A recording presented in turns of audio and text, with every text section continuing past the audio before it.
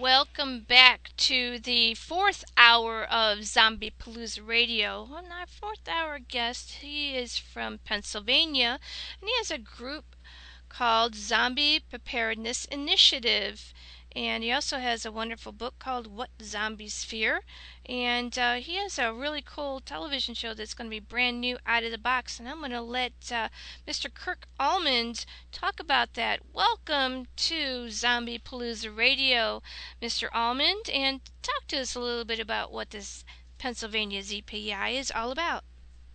Okay, so first of all, thank you for having me on the show. I appreciate it. It's great to be here.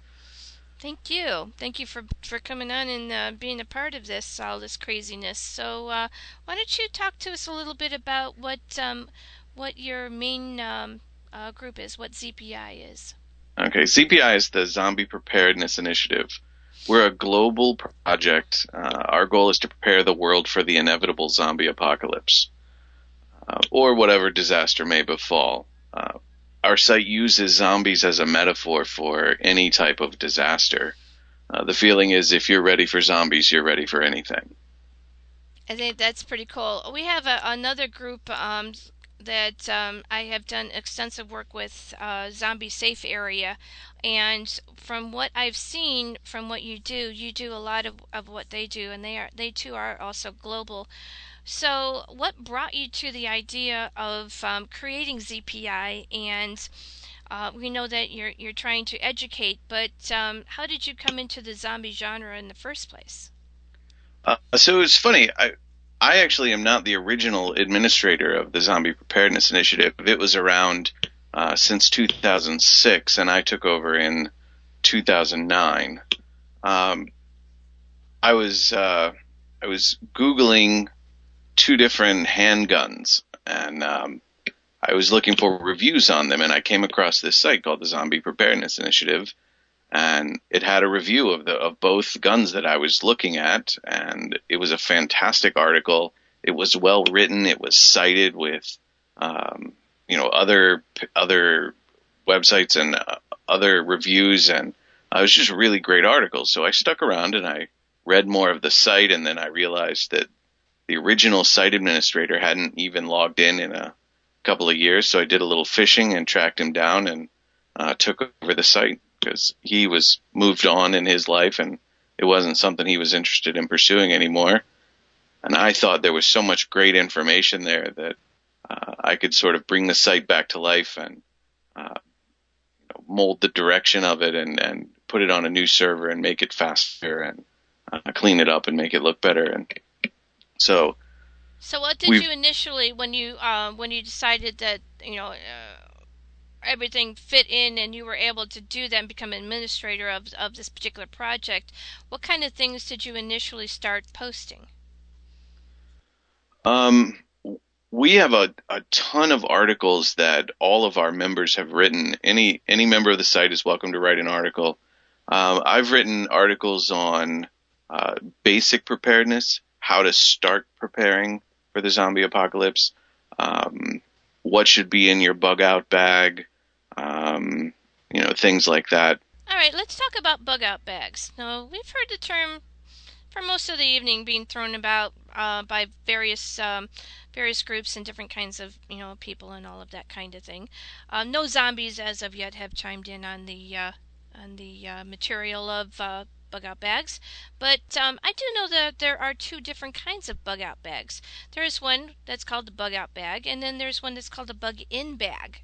Can you give us a little bit of an idea, first of all, what is a bug out bag, and then what might be in, like, say, one that you have to bug out in, and then what might a bug in bag be about? Sure. So a bug out bag is a bag, and it doesn't even have to be a bag. It can be a briefcase or a Rubbermaid tote or a duffel bag or a backpack or whatever you have laying around. But it's a pre-built group of things. It's going to be slightly different from person to person, but it's something that you have ready right now. Everybody has an old backpack or a duffel laying around, so in there put a couple of bottles of water and some sort of freeze-dried food or something like that that's going to give you water and food for a couple of days. A lot of people call them a 72-hour bag because you're typically designing your bug out bag to carry you for 72 hours outside of your house. The other thing that or a couple of other things that I strongly recommend people put in them are some family photos, some any documents you may have, insurance information, phone numbers of immediate family and neighbors, so that in the event of a house fire or any other reason you would have to leave your home, you can grab that and all of your essential paperwork and some of your prized family photos and some clothes and some water and that sort of thing is all packed and ready to go. So that if your house is on fire, you swing by the closet on your way out the door, grab the bag and go. That's the goal of a bug out bag. It's there, it's ready, grab it and go. Now, okay, so we know what the bug out bag is about and the kind of sort of the intention of that. What about a bug in bag? I call that my bunk in kit. Okay. Because a bag was not nearly big enough for what I plan to do in the event of the zombie apocalypse. If you're leaving your house, people call that bugging out, right? And if you're staying in your house, then around the zombie preparedness site, we call that bunking in. And so your bunk in kit is going to be much more robust than what you would be able to carry in a backpack or for 3 days, right? Your bunk-in kit is going to have some shelving with canned food and some pretty significant water stores and toilet paper, because you never want to run out of that. A stock of Bic lighters, a stock of some alcohol. Those are great things for trading other people. If you are a firearm owner, your firearms and your ammunition would be part of that bunk-in kit. This is all the stuff that you would need, specifically in the event of zombies, if you were going to stay in your house. Right, and you also need to remember to have your patch kits and whatever you need to be able to clean your gun too, if in fact you do actually have to fire it, because I know that it eventually will get gummed up and you don't want it to backfire on you or not be usable when you need it. Absolutely. So, just if you have a weapon and it fires bullets, you're going to need to know how to not only shoot at what and kill or hit what you're shooting at. You also need to learn how to take care of it properly. That means take it apart, clean it, and put it back together again, because you may at some point need to do that. So learn how to do that. If you are teaching others how to do it, please do it safely. And that's just our PSA for that particular thing there. Safety first, always. Keep your weapons clean and safe. Yes, because you never know when you're going to need them. So, all right, so we have gotten to the point where we understand what these particular bags are for. Now, when you go and you talk to people about what you do, what do they think about what you do? It's funny. When I start talking, I have given a number of presentations at conventions and things like that. And when I start talking to a group of people, they all kind of think I'm crazy. And then at some point during the conversation, I invariably say that I don't actually believe in zombies. I love the idea of zombies. They're a great thing to talk about. But really, preparedness has to do with personal responsibility and taking care of you and your family and your friends in the event of some sort of disaster to me.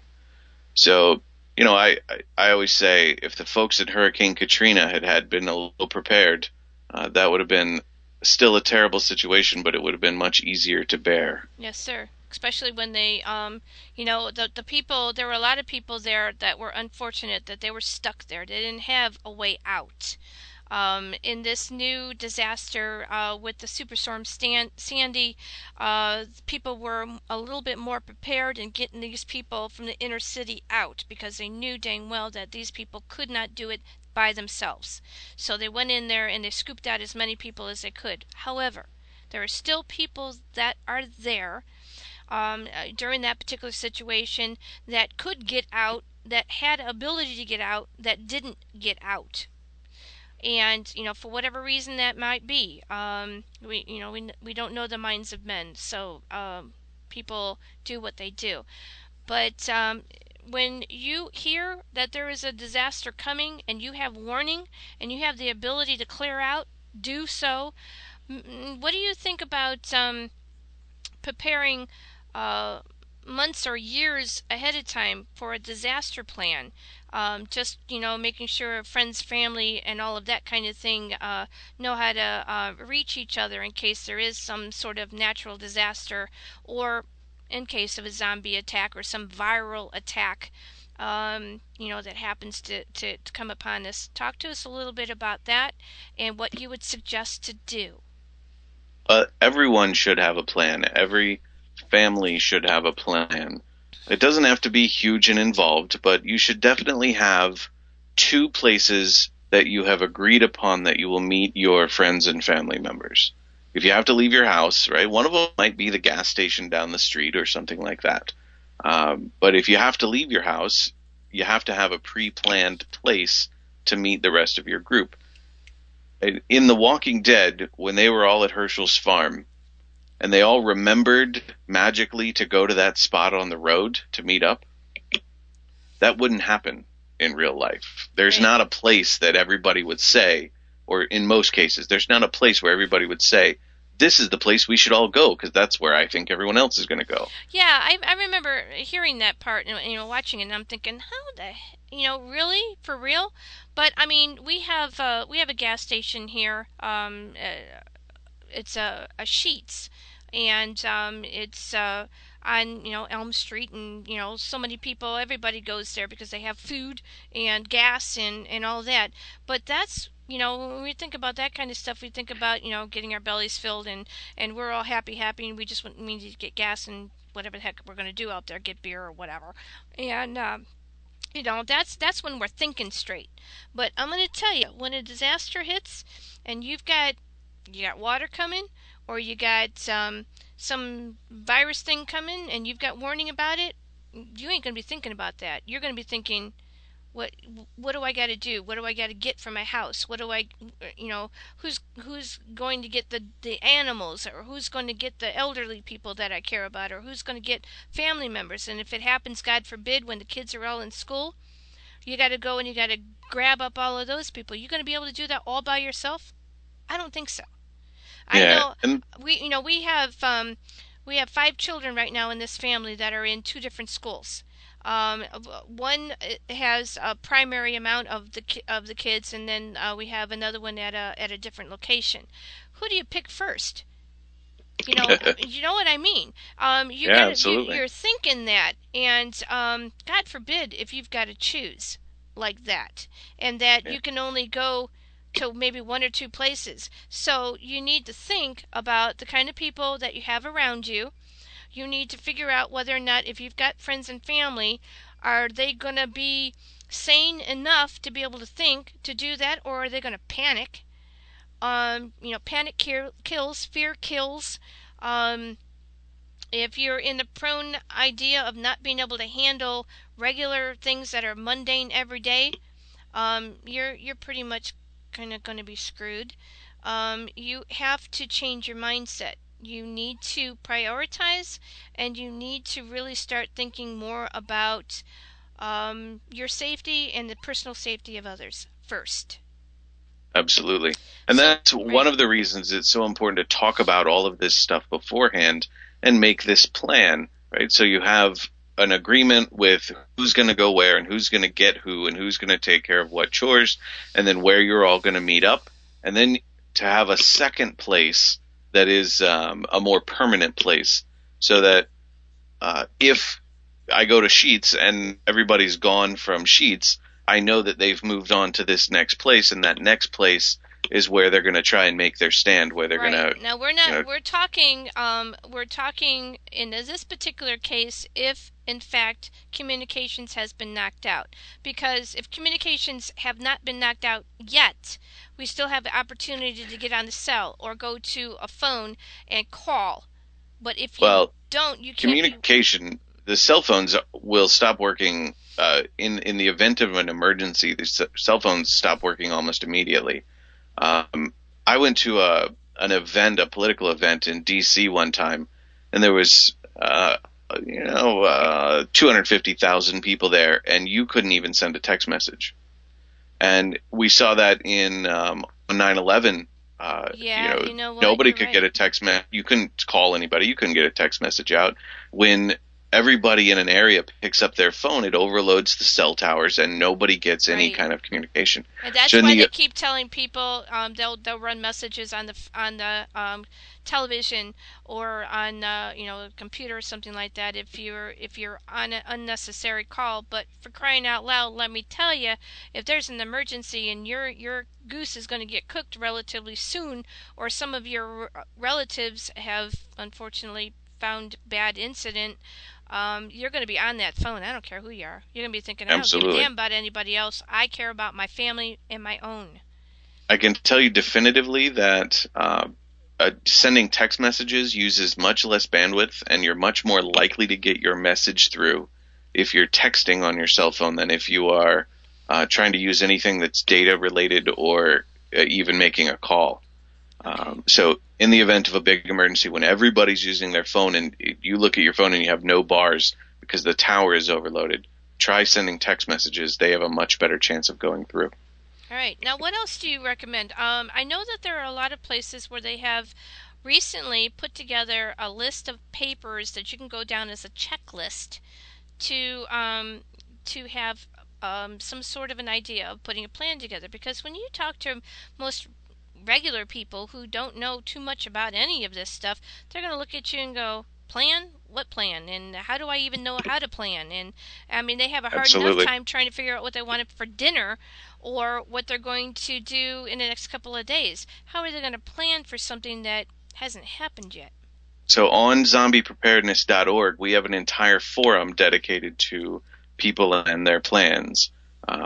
Our longtime members, our experts, are more than happy to take a look at your plan if you have questions. There are dozens of senior members on the site who will talk to you about, you know, any questions you may have or holes in your plan or things you haven't thought about. We have examples of other people's plans up there that you can take a look at and kind of emulate and pick things that work for you. So we have a big community. We have almost 20,000 members on zombiepreparedness.org. Woohoo! Um, That's and there awesome. are always people around that are willing to help out with new folks. And I know that Zombie Safe Area, what they do when there's natural disaster, they go and they try to connect. They get their groups out that are closest to the disaster point, and they try to get out there and actually help. So, and they're not. Trust me, they're not out there talking zombies when somebody needs water or needs food or needs shelter or help to be able to get to the next point. They're out there and they are in the middle of it, doing whatever they got to do that's humanitarian to be able to get this person to a safe area. That's what these people are about. On their downtime, when they're relaxing, it's all about the zombies because this is their way of being able to relax. Teaching, I learned a number of months ago that a lot of groups talk about the use of zombies and the different kinds of scenarios as a way to be able to get the younger generation to be able to be interested in preparedness and not to the far left or to the far right. We're talking right in the middle of the range, regular, mundane, everyday people be able to help their family and themselves so that if they do find themselves in a situation like that, that they can do something about it, and instead of standing there and going, I don't know what to do.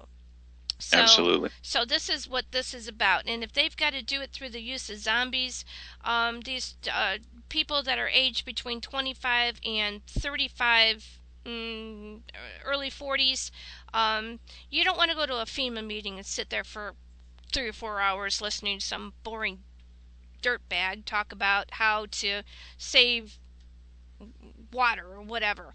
You want to go and you want to listen to something that is going to intrigue you, that's going to give you maybe a little bit of a giggle effect, that's going to give you some information, and that you're going to be able to find palatable. And if that's how they've got to do it, then that's how they've got to do it. And once you get into it and get involved with some of the things that are going on, you might find you actually like it, and that it is not so weird or strange, to be able to do to learn more about yourself and to learn about more about your community and about how things work. It's all about coming up with a way that will intrigue, as you said, intrigue people, and start talking about personal responsibility. One of the reasons I wrote the novels was it was yet another group of people that I could reach and talk about zombie preparedness and what it would be like, and come up with a way to make people think about what it would be like when something happens and you have to go get your child and get to the house and figure out what you're going to take with you and where you're going to go and all of that. So the novels were really an outreach of the Zombie Preparedness Initiative, Right. or another branch of. Let's talk about, you have a book called What Zombies Fear, and it's you can be found at whatzombiesfear.com. Absolutely. All right. The first book, there's 5 books in the series. There are 4 books published right now. The 5th book is almost completed. You can read the first roughly 20,000 words of each book on whatzombiesfear.com. And then as I write each book, I post that chapter as I write it to the website as well, so that once you're caught up, you can keep reading along and along as I write on that website, whatzombiesfear.com.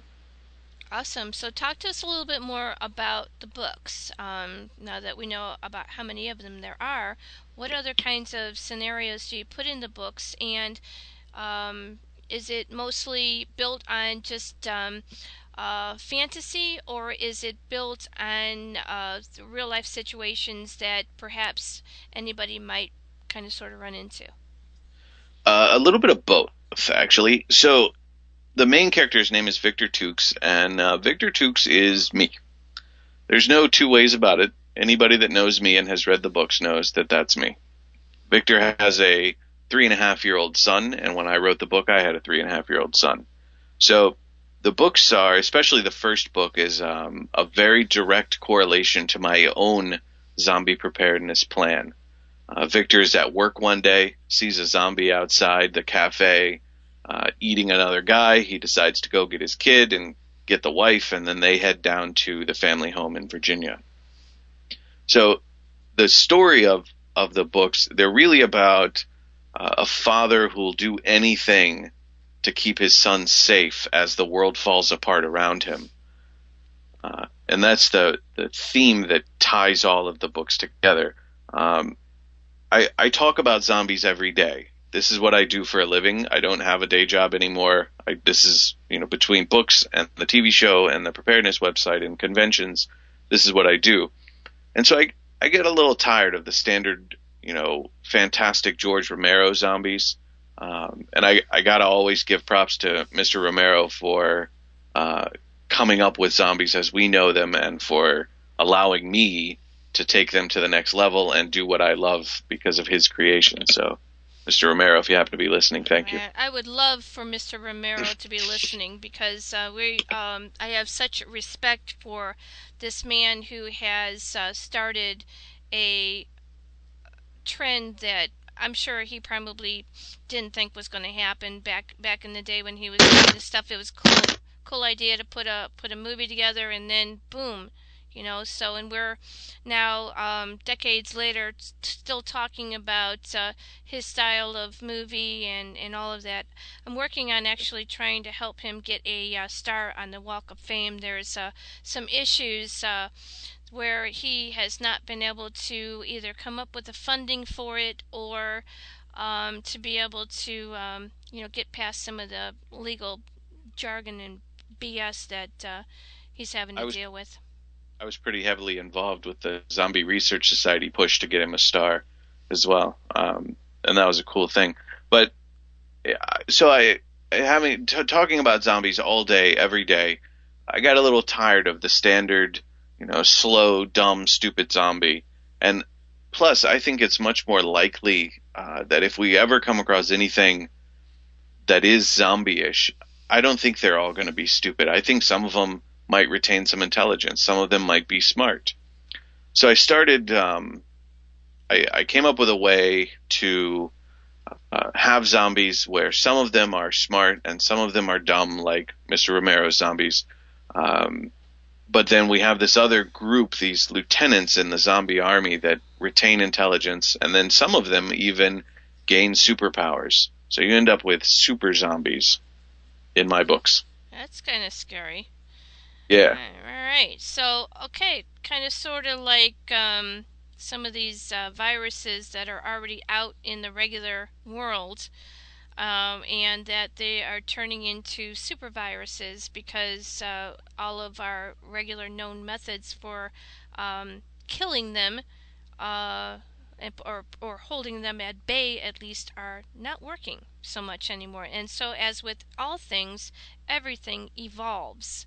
I appreciate what I mean the epitome of what the zombie started off to be. And back in the day, in the 30s and 40s, zombies were only black Haitian males that had no brain at all. They were completely and totally controlled by a voodoo priestess or some such that literally either had their soul or their spirit or whatever it was, or they had some magic potion or some such to bring them back to life, and that they would create and do the bidding of the mistress or the one who had the key for them, and then when they were done with them, they just like dropped them like a bad habit. As we come into the Romero genre, we see white males being brought in. We see white females being brought in. We still have the black male also, and then the extreme taboo of bringing in children into the picture of zombie genre. We didn't talk at all about that particular part of it, but I know that it is still controversial. There are some parentals that will not allow their children to watch anything that has to do with zombie genre, child friendly or not. Do you have a particular opinion about this particular facet? I will say, as an author, writing zombie children is one of the hardest things I've written. It freaks me out. I don't like to think about zombie children. In terms of letting my own son, so like I said, this is what I do for a living. He knows what zombies are, and he has seen some stuff, but I'm not sure I would really need for him to be involved in it. How old is he? Well, now he's 5. Okay, he's a little still. Yeah, he's a little guy. If he were 13 or 14, then I think some of the easier stuff would be fine. Some of the less gory, less Dawn sexy, of the Dead kinda. and The Walking Dead and the... Yeah, I wouldn't have a problem with him watching Right. Walking Dead at 13 or 14. Right. All right. So we know that we have young children, and I do believe that they should retain their youth and their innocence for as long as possible, because we have way too much that is in the natural world that is ripped up enough just in regular media and whatever they see at school or hear from their classmates and things like that. So it's, we don't need to like push that on there. But we do have on ZombiePalooza Radio, for those who have recently just tuned in, we have a children's hour. It's from 8 to 9, and this is a complete and total PG, actually it's G-rated. We have people that produce children's books, and they talk about zombies and fun stuff that's kind of very primary colors, and talk about ethics, and they talk about being kind to each other and why you wouldn't want to be a zombie and all of that kind of thing, because it's not really too fun to eat eyeballs and toes for dinner. And Have you had you have know, you had my friend Matt Moak on the show? I He have wrote. been trying to get Matt Moak to pay attention. I have emailed Mr. Matt Moak. I have seen some of his work. He has an amazing amount of children's books. And yeah, he's harder to get a hold of than a wet hen He in a is mud pit. super busy these days. So if you Uh, can send him a shout out, and if anybody else listening can do that and say, hey, you need to come on this Zombie Palooza radio show. I know that I've spoke to him in email, but he's so busy. he has a ton of stuff going on. So, but he wrote a book called "That's Not Your Mother Anymore." Yes, and I have that And on my. That's part of on my junior zombie squad. That's underneath the umbrella of Zombie Palooza Dead again. That's our children's section, junior zombie squad, and I have a picture of his book and a location for where to find it. It's really a cute book. yeah, it's really really great. So, and that's what made me think of it. He's a great guy, and that's a really great book. So, So what else do you do? I know. Hey, you know what? I had got some inside information about a television show, and it's called Survivalist of the Dead. absolutely. Talk Uh, about it. It's pretty oh, cool. I'm so excited about this. So, the show, Survivalist of the Dead, is a reality show designed to both teach and entertain. Survivalist of the Dead is like one guy with a camera trying to stay alive, stay ahead of the zombies that are following him throughout the whole show. Unlike most Survivor shows, the post-apocalyptic nature of Survivalist of the Dead lets me talk about urban survival, suburban survival. Normally those other shows are all about wilderness survival, and that's great and it's fun to watch, but it's really not much use to the average person who's not going to be out, on a glacier somewhere. Um, so the show really lets me talk about survival in an area that is developed. Some places like, for instance, I'm shooting an episode later this week, and I'll be talking about places inside of your home that you can find water that people don't normally think about, like the tank of your toilet. It's clean water, people, in there. I know that we think of the toilet as, of course, where you go and you defecate, but you need clean water and you need it quick. Check that tank. There's usually about 2 to 3 gallons of water that is usable in there. Right. So, it gives me a chance to talk about survival um, in an area that most people would be much more familiar with. Um, I'm a guy, I was an Eagle Scout in the Boy Scouts. I used to go minimalist backpacking for weeks at a time where I would try and bring out all the food that I brought in with me and just get what I need from the woods. And that tied in with my love of zombies, and that's how this show sort of came about. Um, so, I say around ZPI all the time, in any front yard on the East Coast, you can find a whole salad. Right? Dandelion greens are edible, vetch is edible, all kinds of stuff that grows in people's yards, and most people kill it with Roundup, but all those things are edible. My husband says that if you go into, and he does a lot of, he's a naturalist.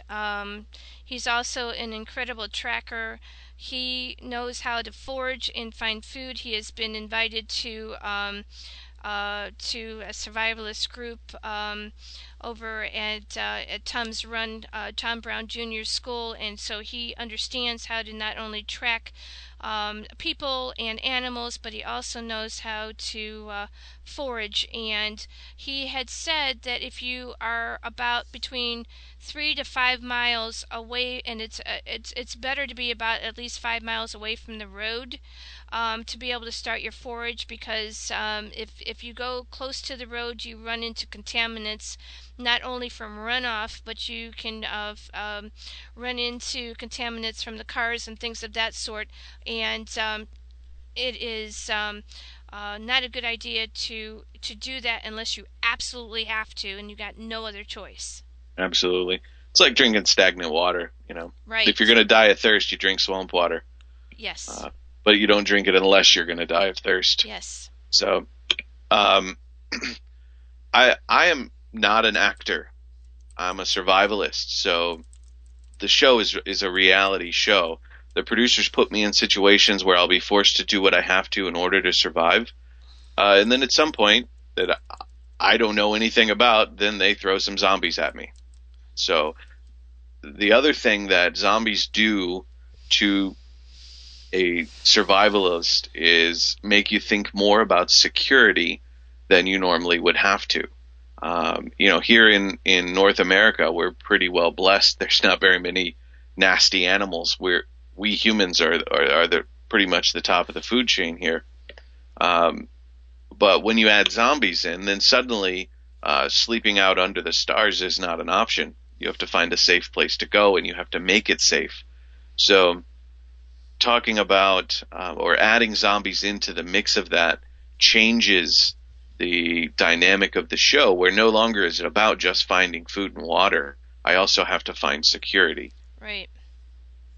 So So this show is going to it's going to give you some education. It's going to. I saw a trailer of the commercial for it, and I liked it because it's got a very old style feel to it. And I'm not going to tell you how the trailer ends because I want you to see that for yourself. I'm glad that he didn't tell me. And where can we find that particular trailer? so you can see it on our Facebook page, which is Facebook/Survivalist of the Dead, or on survivalistofthedead.com. You can catch the trailer both places. You can also search for it on YouTube, Survivalist of the Dead on YouTube, and follow our channel there and see the trailer. It's very cool. You're going to like it. I guarantee it. It's got a little bit of a surprise ending.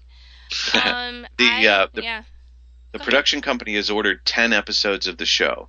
Awesome. So we're creating 10 shows, and we're going to do one outing over these 10 shows. So a lot of times Survivor shows will do one show over, like, they're in the wild for 4 or 5 or 6 days, right. And that's one show. Right. I'm going to be out for 6 or 7 days, and we're going to make 10 episodes out of it. So there's a path to it. There's a direction to it. The shows kind of lead into each other, but each one focuses on a different topic of survival, focused on with the focus of security and all right. So I know that we're not going to talk about what station it's going to be on because that's still sort of kind of top secret right now.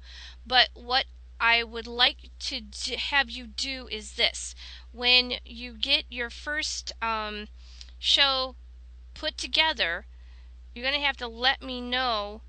Whether you want to do it privately or publicly, how people can find it so that they can, see it, and if they want to DVR it or whatever the heck it is, and that kind of thing.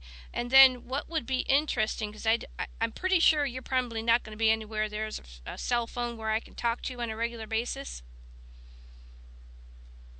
We're shooting in urban and suburban areas, so okay. The phone works. All right. It's just against the rules to use it. Yeah, right. So you can't. That's the thing. So, I might sneak a tweet out here and there. Grr. All right. I don't know. I'm trying to think because I had an idea about maybe blogging the experience. But you wouldn't be able to do that because you're not allowed to do that.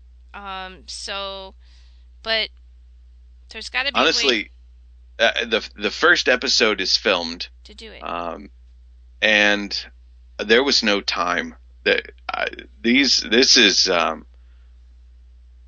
is raw, right? I mean, this is especially in the first episode where I start off in the wilderness. What was it like? I mean, you're out there. I mean, it's one thing to think, now I'm going to be just kind of glib about this right now and go, oh, I'm going to go out in the middle of the woods or I'm going to go out in the middle of this urban environment and I'm going to look for zombies and hopefully survive and all it. But to go and do it and be in a situation like that, that had to be like take you definitely to another level.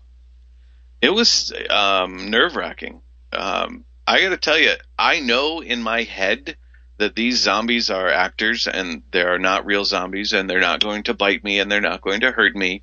Because you're running into what we would call realistic looking zombies, and that if your goose we was cooked, and you were in that situation and you had to deal with it, you would not be wanting to see any of that.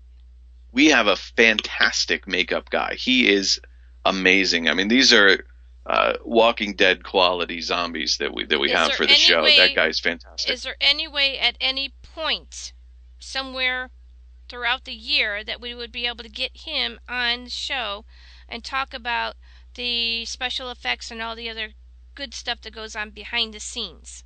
Yeah, I can absolutely talk to him Make about it. sure that you hook me up with him, her, whomever, and do that, because what I'm trying to figure out is this. Because we have ZombiePaloozaRadio, because these people now, I know that we have per month we have at least 3,000, 350,000. I always screw up with the comma, and people that are listening all over the planet that have just heard you talk about this particular show. I know they're going to be interested in it. So just like they are with The Walking Dead, and we try to get people from The Walking Dead. As a matter of fact, we have Mr. Michael Koske, Koske, Koske. Hopefully he's a featured zombie on The Walking Dead. He'll be on Fifth Hour.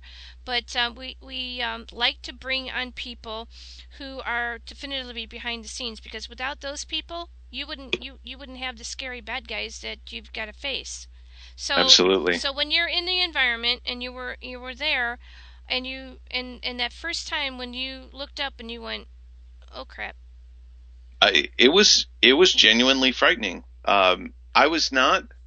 Like I said, I knew they were not going to hurt me, but there is this piece of it that I'm filming a reality show, and if they get me, all of my credibility is shot, right? So even though I'm not afraid of hanging your butt on the line there, even though I'm not physically in danger, I'm in danger. right? And if they get to me, that's a big deal, because I am not the survivalist of the dead anymore. I'm just the dead. Right. And think about this. It's like I have another radio show. I do a psychic radio show. It's 2 hours. Shameless plug here. 9 to 11 Sunday nights. Tune in if you like paranormal talk. I had a radio station that called me up, and they tried to play Stump the Psychic. I played along for a little while, and then they said, how about football? You know anything about football? Blah, blah, blah. So they sent out 14 games during the Super Bowl season, before Super Bowl season last year. They threw out 14 games. I picked 11 out of the 14. They go, well, that's interesting. Could be a fluke, though. They did it again, sent out another 14. I picked 11 again, and they're like, we're so sorry. We didn't mean to pick on you and all that kind of stuff. But psychics don't generally go out there and hang their butt out there on a line like that, because they normally run from situations like that. And so that they, if they screw up, they do it, and that's nationwide right there. Right. So when you're in a situation like you're in, and if you get zapped by one of those zombies, that's your rep for real. I know what that feels like. Absolutely. So I can't let that happen. Right. I have to be, one step ahead of them. I have to anticipate them. I have to know where they're coming from, and I have to be thinking of all of that and aware, and not panic, and not be, scared so much that I can't think straight. I have to keep a clear head. So all of that's, really prevalent in the show. And like I said, we're filming 10 episodes. We have the first episode filmed. It's currently being edited. We are running a funding campaign on Indiegogo. Okay, talk about that. So the funding campaign is for $1,500. We're not talking about a huge budget, right? Walking Dead uses $2 million per episode. Holy We're looking God. $1,500. Okay. Our makeup effects guy, his name is Nate. He donated his time and the makeup and the prosthetics and all of that so that we could film the first couple of episodes. He gave it to us for free because the filmmaker, Jeff Crawford, has such a great vision, and he's worked with Nate before, and he knows that the producer is really a fantastic producer, and he's going to put out a great quality product. So he donated his time to get us started. But it is important that he's paid for his time and for his material. Right, exactly. We are going to use a number of zombies. The final 10th episode, we're talking about something like 30 or 40 zombies. They need to eat, and they need to eat not my brains. Yeah, that's really important there. So buying food for zombies, these sort of incidental costs. Now, the production company is supplying the equipment. They're supplying the editing bay, right? So the big computers to edit all this footage. They're supplying the time to edit it. All of that is covered by the production company. But I said to them, I think in order to help with some of the cost, if we did $1,500, I think we can earn that. I think we can make it stretch for a very long way. So please, we're about 20% to our goal right now. But we're looking for funders, even $5. If you're willing to skip a latte tomorrow, donate $5 to help us make a much better, a much greater show. That would be great. All right, and here's what I need you to do for that. Not only to talk about it on air, but to get that information onto ZombiePalooza Dead Again so people can find it. And put the links on there for whatever you got that is important to this production to be able to keep it going. And that's another part of what ZombiePaloozaRadio is. We do a lot of networking for people. And don't be afraid to say, if you need particular zombies at a particular location and you need a shout out to do that because it'll help you and people have fun doing it. So that's what this is about. It's not just getting you on the air for 45 minutes or so and letting you chat about all the wonderful things you do and hearing your wonderful voice. It's about getting out there and being productive on all levels. Absolutely, and I am grateful for that. So please make sure that when you hang up on me, go over to ZombiePalooza Dead Again and make sure you get those links up. I know my family would like to participate, and I'm sure I could probably find some other people that might think that's pretty cool. If you have any flyers or anything like that about it, get one made and send it to me. I am going on a 15-state tour with a very cool group called what the heck are they calling it? Zombie Spring Break. So we can take all that stuff and take it around too. So we'll help you out. Awesome. All right. That would be fantastic. I will get you some cards. Do that. Cards. Get me cards. So if you got to send it to me in snail mail, I'll give you my address and whatever the heck you need. Just ask, okay? Awesome. All right. Let's see. What time are we getting to? I gotta find my other. I've got about 5 pages up here. I'm looking at all at the same time. We got about a good 5-6 minutes that I've got left for you. Send out any kind of shout outs to anybody that you are really appreciative of and that they might think it's pretty cool to hear your voice on ZombiePalooza Radio. My partner in crime over on the Zombie Preparedness Initiative, his name is John, and he's an Aussie, and I will spare him my attempt at doing his accent. That guy is the hardest working guy on the web. He is so fantastic, and I could not do anything that I do without Tell me without about what he John. does. Tell me a little bit about what he does. He keeps our Facebook page going, the Zombie Preparedness Initiative Facebook page. He's always finding great stuff to post on there. He writes articles on the web page. He has some great ones about salvage and reclaiming, used parts to build other things. He knows everything about everything, and he is so kind and always shares his knowledge. And I just can't give enough props out to his name is Sleeping Insomniac on the webpage. Yeah, that would be me too. Okay, one of these days I'd like to have him on the radio show. We have a lot of people that actually are from the UK, and I've had some people from Australia, and Germany, and London, and Belgium. How cool is that? They get That up is some cool. really weird wacko hours and like 4 o'clock in the morning and get on the show and do an hour show with Zombie Palooza Radio. I find that a lot of the people that are in the zombie genre that are basically hardcore, they put a lot of effort into their product and their production, and they are adamant about being up at the forefront of what they do. They don't like to have other people speak for them. They're very they own it. That's like their little zombie baby. So if I can ever get him on, or if he wants to write into Zombie Palooza Dead again, and at least make his presence known there, that would be uber cool too. I'm sure that he would be willing to come on. He's got a blog, and Cool. All right. he's a fantastic guy. And That's another, yeah, people behind the scenes. I don't care if it's your girlfriend, your spouse, your boyfriend, whoever.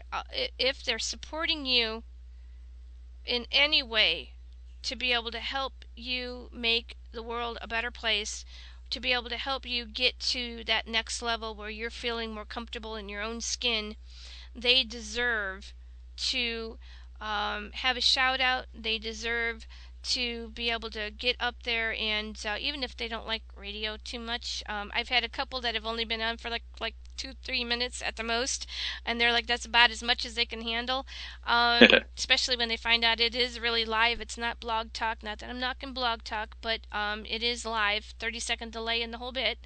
They have some fun. Some of the people, they're like so nervous about being on, and I'm like, look, it's just me and you. We're having a little conversation about what you love.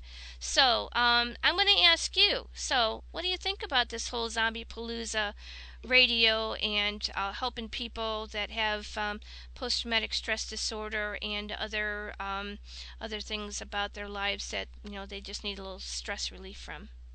I think it's fantastic. I think zombies are a great way to blow off steam and release stress.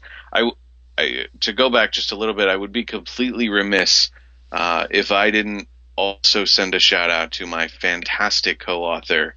Her name is Laura Bretz, and she writes the What Zombies Fear series with me. And she is a fantastic writer. She has made me a much better writer, and I couldn't do the What Zombies Fear piece of any of this without her help. So thank you, Laura Bretz. That's very cool. I appreciate you. All right, I'm going to play a little bit of music, and then our fifth hour is, and I'm hoping I'm going to say this right, is Michael Koski. And he is a featured zombie on The Walking Dead. So give me a few minutes. Let me play a little tunage, and I will bring him on in the meantime. So stay tuned for our fifth and last hour of Zombie Palooza Radio. Thank you for hanging with us. We appreciate you.